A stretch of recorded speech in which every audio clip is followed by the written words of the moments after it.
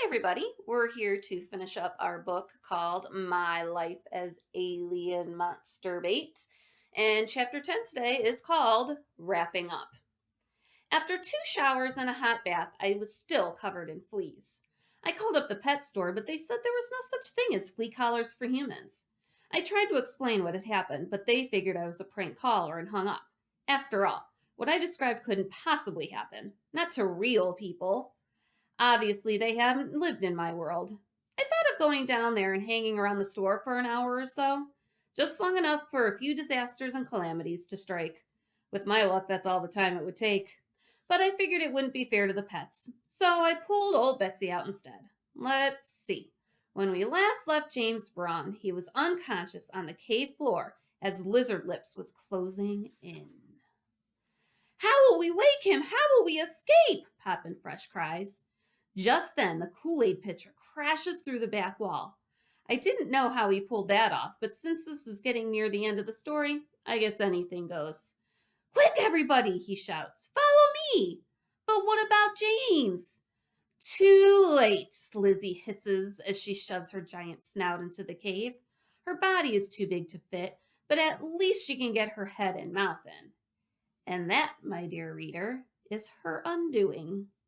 One whiff of Lizzie's breath. Hey, even Listerine can't work forever. And James begins coughing and gagging. The fumes are so strong that they wake him. Immediately, he leaps to his super agent feet and shouts, Friends! We cannot run! Lizard Lips must be stopped here! She must be stopped now! But how? The crowd shouts. Yes, Lizzie laughs as she flicks her forked tongue back and forth. How? We must all work together, he shouts. The crowd murmurs in protest. You must put aside your differences. You must stop treating one as more important than the other. We are brothers, equally loved, equally needed.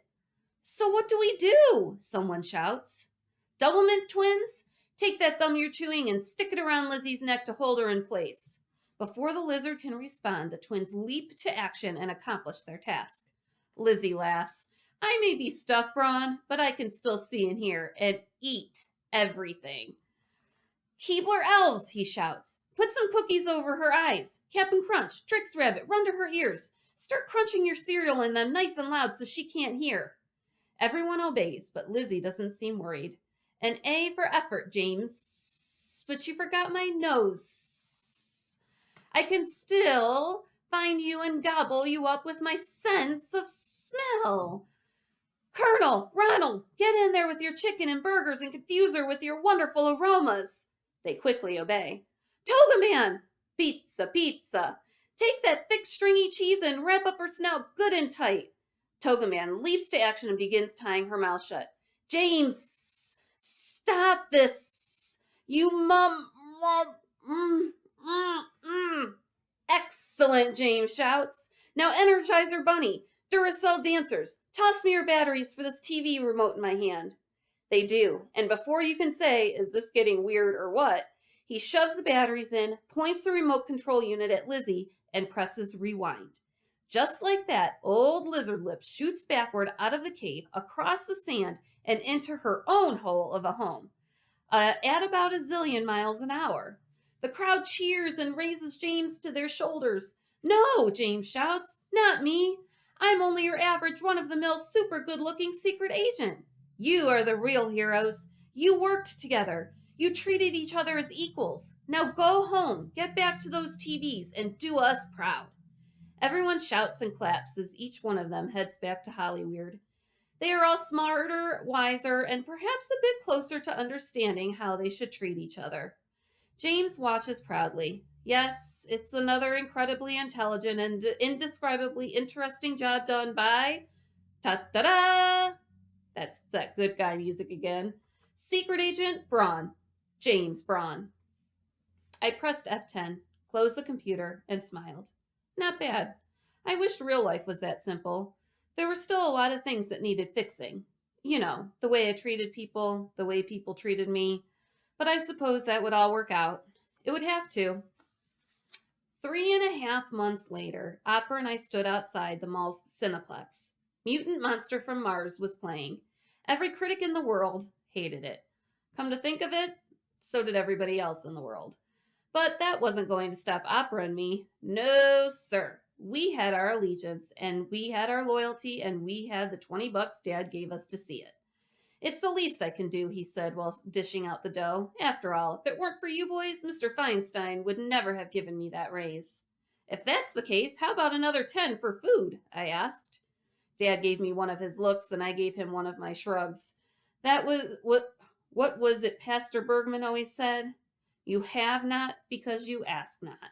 Now we stood outside the theater staring at the poster. It featured Opera. That's right, my best buddy was in the center of the poster. Bigger than life, if that's possible. He was held between Gertrude's hissing jaws, and his mouth was open, wide in a scream for his life. The caption below read, "They came, they saw, they did as they pleased, and worst of all, they carried fleas." I'm sorry they cut you out of the film, Opera apologized for about the 100th time. Hey, don't worry about it. You're a better screamer than I ever dreamed of being. Opera nodded as he finished off another taco. I guess it all comes with that classical voice training. I deserved it, I admitted. Actually, I deserved a lot worse than that, considering how mean I treated you and everything. We all learned a lot, Opera agreed as he washed down his last bite with an entire jumbo diet drink, all in one gulp. And he was right. We had learned a lot. I mean, besides the usual stuff, like don't believe what you see in the movies, or superstars are just people like us, except for their hair pieces, extra makeup, and all the fakey stuff, we learned something else. We learned not to treat people differently just because they have more money or popularity or whatever. God loves everybody, so everybody should be treated the same.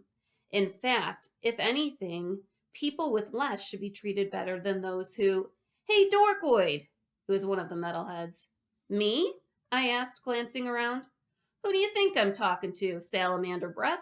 Now get out of the way so I can see the poster. Oh, I said, backing up. Sorry. Now, where was I? Oh, yes. That people with less should actually be treated better than... Ow! That's my toe, slime bucket! I twirled around and accidentally stepped on his other foot. Get out of here, will ya? Then I stumbled backward and into someone else. Look out, it's a Dorkoid! And landed flat on my back, staring up at Melissa Sue and her group of Melissa Sue wannabes.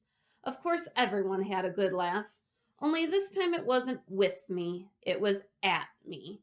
I felt pretty crummy and wished I wasn't there, but that's okay. As far as Melissa Sue is concerned, I wasn't.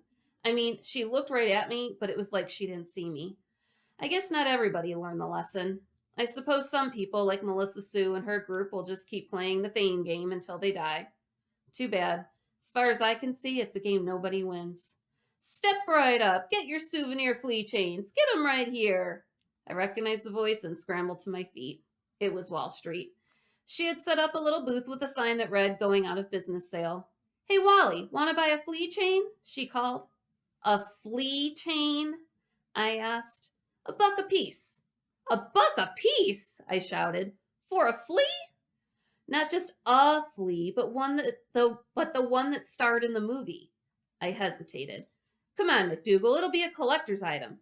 Tell you what, I'll make you a deal. What kind of deal? I asked, already suspecting the worst. Since you're a friend and since I'm going out of business, instead of one flea chain for $1, I'll give you 2 genuine flea chains for $2.50. I dug into my pocket. Good old Wall Street. Some things never change. It's nice to know you can always rely on your friends.